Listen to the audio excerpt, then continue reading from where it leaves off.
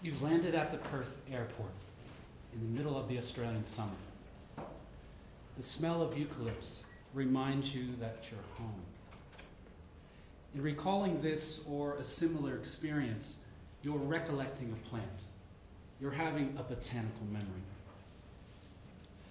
Memories of plants form an important part of our awareness of place.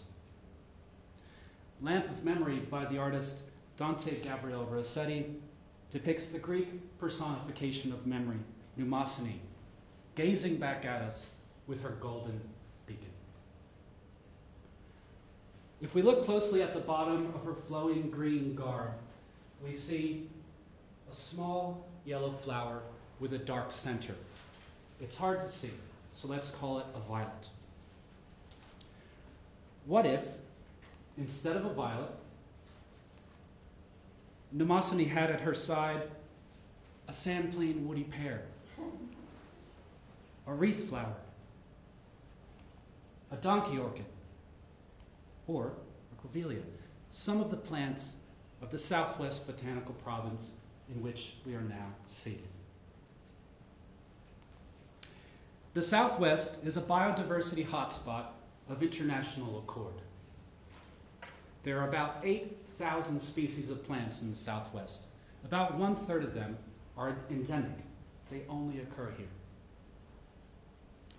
So many plants, so many memories. Yet little documentation of botanical memories has been conducted in the region. And when I look at a map, a botanical map of the Southwest now, I see a map of memory, as diverse as the places and the plants. So I went about mapping botanical memory.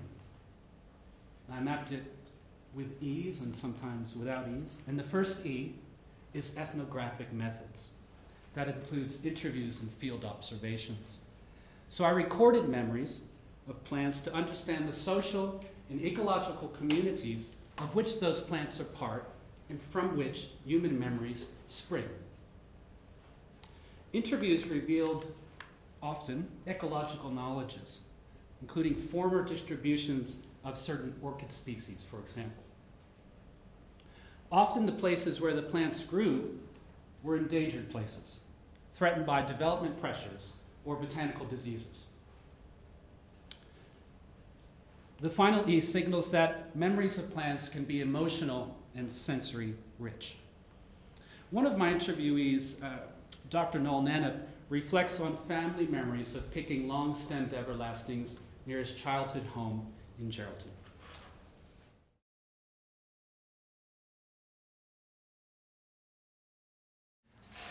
So, mourning, celebration, and embodiment. These are three modes of botanical memory. On the one hand, conservationists, long-term conservationists like Noel Nannup, communicated their despair over the loss of species. On the other, wildflower tourists tended to emphasize the inspiring beauty of flowers such as the Queen of Sheba, pictured here.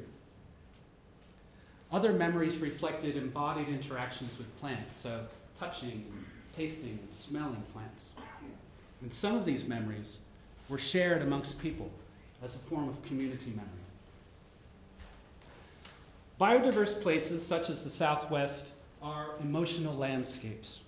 They're places where memories can be created through a mixture of ecology, emotions, and sensory experiences. Moreover, botanical memories contribute to our state's biocultural heritage and should be documented, sustained, and protected along with the species themselves. And finally, botanical memory research extends understandings of where certain plants occurred historically, thus contributing to the scientific record. I suggest that in turning the goddess of memory's gaze to Western Australia, there are community, heritage, and conservation benefits yet to be mapped. Thank you.